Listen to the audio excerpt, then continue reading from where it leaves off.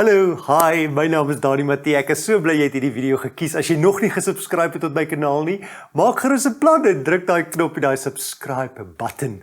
En as jy van die video hou, share dit gerus, stuur dit aan vir jou vriende, vir jou familie, vir wie jy ook al dink daarby kan baat vind. Vandag gesels ek oor 'n wedloop. Ja, dalk het jy op skool gehardloop of dalk is jy nou nog 'n ywerige atleet. Hou jy daarvan om maraton en halfmaratonne en al sulke dinge te doen? Dan is die boodskap hopelik spesiaal vir jou, maar as jy nou so 'n bietjie onfiks is en jy weet jy moet eintlik iets aan die saak doen, dan glo ek sal hierdie boodskap ook vir jou iets beteken.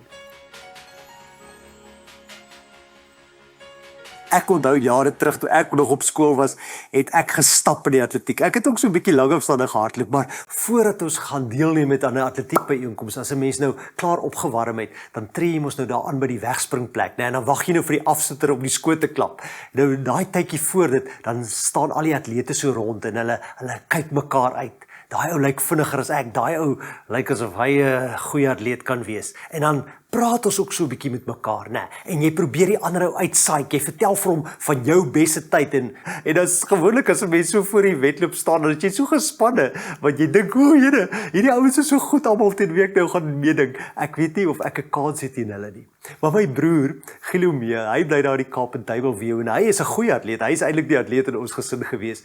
En vandag nog doen hy atletiek en hy's 'n WP atleet, kan jy glo, alhoewel hy nou al in sy 50's is. Maar hy sê dis heeltemal anders as jy by senior atletiek kom, by die masters kom. Ek weet nie hoe oud moet jy wees om 'n master te wees nie, hy sal weet. Maar in elk geval, as jy blykbaar by die masters kom, hy sê dan probeer jy nie die ander ouens bang maak nie, jy probeer nie hulle uitsaik nie, en jy praat nie oor jou beste tye nie. Hy sê jy praat oor jou skete, en oor jou pyne, en jou krampe, en jy gee raad. Hy sê dis amper meer soos 'n omgeegroep van 'n klomp ouens wat vir mekaar wil help om hulle beste tye te hardloop, want jy weet, as jy op daai ouderdom kom, gaan dit nie meer oor om te wen nie, dit gaan oor, jy hardloop eintlik teen jouself, nie teen die ander deelnemers nie. Hulle is daar as jou companions op die pad, hulle is nie daar om te klop nie. Ja, jy wil hulle wen, maar eintlik hardloop jy maar teen jouself, om jou tyd wat jy al voorheen gedoen het, dalk te verbeter of daarby te kan kom. Nou skryf die skrywer van die boek Hebreërs, dat elke een wat 'n kind van God is, elkeen wat glo in Jesus Christus, ook in 'n wedloop betrokke is, 'n geestelike wedloop, die wedloop van die geloof. En dit is belangrik dat elke een van ons weet, as ons wil deelneem aan hierdie wedloop van die geloof, dat ons moet wegspring. Miskien gaan jy gereeld kerk toe, bid jy selfs, en dink jy daarom is jy okay, daarom is jy besig om jou geloofswedloop te hardloop. Maar die Bybel sê vir ons nee. As jy jou geloofswedloop wil hardloop, dan moet jy by die wegspring kom. Dan moet jy gaan aantree en dan moet die skoot vir jou klap. Jy moet tot bekering kom. Dit is hoe mens geestelik wegspring. Want toe Johannes die Doper begin optree het, toe hy die pad gaan gereed maak het vir die Messias, vir Jesus Christus. Wat was sy boodskap gewees toe hy daar by die Jordaanrivier die mense doop? Hy het gesê, bekeer julle. En Jesus, toe hy met sy bediening begin, nadat hy vir 40 dae deur die Satan in die woestyn versoek is, dan begin hy met sy bediening, en dan sy eerste boodskap, sy eerste preek wat hy vir die mense bring, sê hy vir hulle, bekeer julle, want die koninkryk van die hemel het naby gekom.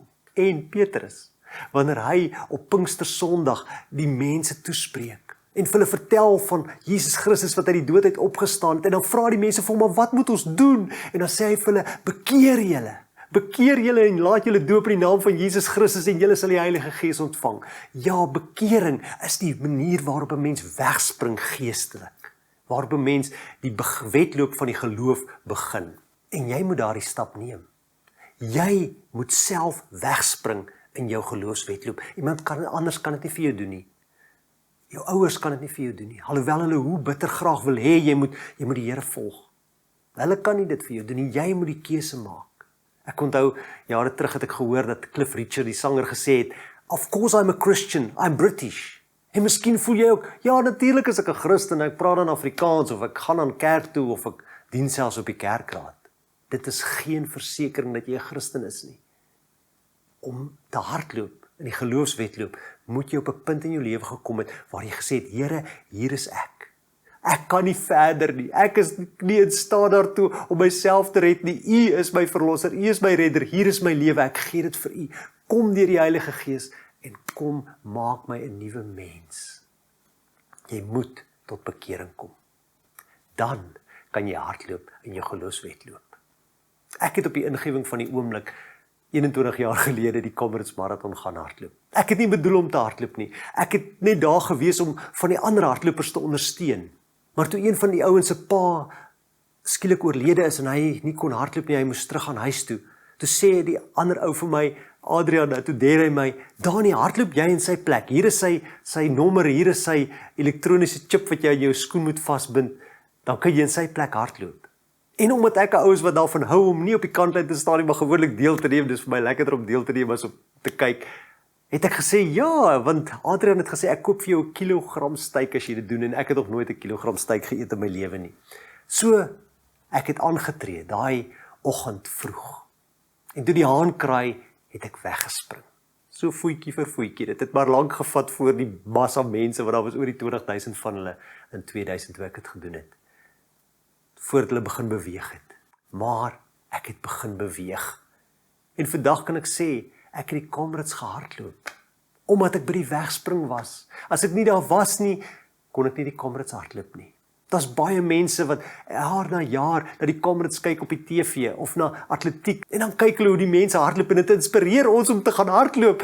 Maar as jy nie opstaan en begin nie, dan gaan niks verander nie. As jy nie tot bekering kom nie, kan jy nie begin hardloop in die wedloop van die geloof nie. Jy moet tot bekering kom. Dan is daar nog iets wat jy moet doen. Ja, Hebreërs sê vir ons moet elke las van ons afgooi, ook die sonde wat ons so maklik verstrik. Daar's 'n drag vir elke geleentheid. As die Springbokke gaan rugby speel, dan trek hulle nie mooi swart aandpakke met strikdassies aan nie. Nee, want hulle gaan in die modder beland. Daai aandpakke gaan dit nie hou nie, hulle gaan uitmekaar geskeur en verniel word. Nee, hulle trek rugbyklere aan en rugby-stewels aan. Wanneer jy 'n aandpak aantrek, dit is vir 'n deftige aandgeleentheid, né? Wanneer jy gaan swem, dan trek jy nie tekkies en 'n jean en 'n T-hemp aan nie. Want daai goed gaan swaar en nat raak, dit gaan jou terughou. Wanneer jy gaan swem, trek jy swemklere aan. So is daar 'n drag vir elke geleentheid. En vir die wedloop van die geloof moet ons ook reg aantrek. Ek onthou toe ek die Comrades gaan hardloop het, toe sê ek heel eers vir Adrian, maar ek kan nie want ek het nie hardloopskoene nie, ek het nie hardloopklere hier nie, ek het gekom om te ondersteun. En toe sê hy vir my, geen probleem nie, kom saam, ons gaan Expo toe, ons gaan na die Comrades Expo toe. Ons het gegaan en daar het ek vir my nuwe tekkies gekoop en 'n hardloopbroekie en 'n hardloopvrokkie, so 'n pikswart enetjie met die 75, want dit was die 75ste wedloop gewees op die bors. En ek het hom nou nog. En ek was reg aangetrek toe ek begin hardloop het. Ek kan jou verseker, as ek nie reg aangetrek was nie, sou ek dit nooit gemaak het nie. Maar soveel mense, soveel gelowiges hardloop die wedloop van die geloof, maar hulle is nie reg aangetrek nie. Hulle word teruggehou in hulle wedloop deur sonde, want dit is die een groot las wat ons moet neerlê, waarvan ons moet ontslaa raak, sê die skrywer van Hebreërs. Laat ons die sonde wat ons so maklik verstrik, laat ons dit van ons afgooi. Wat is daar in jou lewe wat jy weet, dalk al lankal weet, dis nie reg nie. Dit maak die Here seer. En jy het al probeer om daarmee te breek, maar jy het nog nie dit gedoen nie. Dan moet jy vandag nog dit bely. Dan moet jy vandag nog op jou knieë gaan en vir die Here sê, Here, vergewe my, vergewe my. Dawid skryf in Psalm 51, hy sê, toe ek oor my sonde geswyg het, het ek uitgeteer, maar toe ek dit bely het, kon ek weer lewe. Daar's lewe in die belydenis en in die breek van sonde. Sonde gaan jou terughou in jou geloofswedloop. Laat dit staan. Gee dit af. Breek daarmee. Daar's nog 'n soort las wat baie mense met hulle saamdra, en dis bekommernis. Ons bekommer ons oor allerlei dinge. Ons lê wakker snags oor die toekoms, omdat ons nie weet wat gaan gebeur en hoe dinge gaan uitwerk nie. Maar weet julle wat het Jesus gesê? Hy het gesê, kyk na die lelies van die veld. Hulle is so mooi, hulle is mooier geklee as Salomo in al sy pragt. Kyk na die voeltjies in die hemel. Hulle saai nie, hulle maak nie by mekaar in skure nie, en tog sorg julle hemelse Vader vir hulle. Hoeveel te meer sal hy nie vir ons sorg nie. Waaroor bekommer jy jou vandag? Wat 'n bekommernis vreet aan jou? Lê dit af. Sit dit neer by Jesus se voete, sodat jy reg aangetrek kan wees vir die wedloop van die geloof. Nog 'n las wat baie mense met hulle saamdra, en selfs baie gelowiges, is 'n onvergewensgesindheid. Jy sien, ons is almal seer gemaak in ons lewe. As jy lank genoeg leef, gaan daar iemand oor jou pad kom wat jou gaan seermaak. Iemand wat iets gaan sê, iemand wat iets gaan doen wat jou gaan te nakom. En dan het jy die keuse. Of jy gaan daardie persoon vrylaat, jy gaan sê ek vergewe jou, ek hou niks teen jou nie. Wat moeilik is om te doen, ek weet. Maar wat die beste ding is om te doen. Of jy kan sê, nee, ek koester 'n wrok. Ek wil daai persoon terugbetaal. Ek wil hê hy moet boet vir wat hy aan my gedoen het of wat sy aan my gedoen het. Dit is nie die pad wat die Here wil hê nie. Hy het gesê, onthou julle toe Jesus sy disippels leer bid, sê hy, vergewe ons sonde soos wat ons die vergewe wat teen ons oortree. Ons moet ons vyande selfs vergewe. Ons moet die vergewe wat ons te nagekom het, wat ons ingeloop het, wat ons ingedoen het, wat ons seer gemaak het. Anderster is dit 'n las wat ons terughou in ons geloofswedloop. Gee dit vandag vir die Here. Daai persoon, as die Heilige Gees daai persoon nou vir jou wys, moenie langer uitstel nie. Laat daai persoon vry, want wanneer jy dit doen, laat jy nie net hom of haar vry nie, jy laat jouself vry. Jy laat jouself vry om te hardloop, voluit te hardloop in die wedloop van die geloof. Daar's nog iets wat jy moet doen, as jy wil goed doen in die wedloop van die geloof. Jy moet met volharding hardloop. Kom ek lees dit vir julle in Hebreërs 12. Daar staan, laat ons die wedloop wat vir ons voorlê met volharding hardloop, die oog gefestig op Jesus, die begin en die volëinder van ons geloof. Ja, laat ons die wedloop wat vir ons voorlê met volharding hardloop. Miskien het jy al weggespring in die geloof, dalk is dit al baie jare gelede. Maar as gevolg van die bekommernisse en die probleme van die lewe, het jy al stadiger begin draf, het jy tot stilstand gekom in jou geloofswedloop. Het jy dalk 'n mooi afdraaipaadjie gesien, en het jy dit gevat, en is jy glad nie meer op God se pad nie. Dan het jy vandag die geleentheid om terug te kom, om terug te draai. Want dit is wat die woord metanoia, daai wegspring wat ons moet doen, die bekering, dis die Griekse woord, is metanoia, dis wat dit beteken, om te draai. En dalk het jy al weggespring, het jy al jare gelede jou lewe vir die Here gegee, het jy al omgedraai, maar jy het nodig om weer om te draai, om na God toe te draai, om jou oog op Jesus Christus gefestig te hou. Ek onthou baie jare gelede by Altona, my dogters was klein, toe die skool 'n pretdraf gehou, 5 kilometer ver, en die kleintjies was so opgewonde om te gaan hardloop. Ek het saam gaan hardloop, want al die ouers is uitgenooi om saam met hulle kinders te gaan hardloop. En ek onthou Telana, my jongste dogter, sy was toe so graad R, net so voorskool, en sy het gaan hardloop. Nee, sy was al graad 1, ekskuus, ek maak 'n fout. Sy was al graad 1.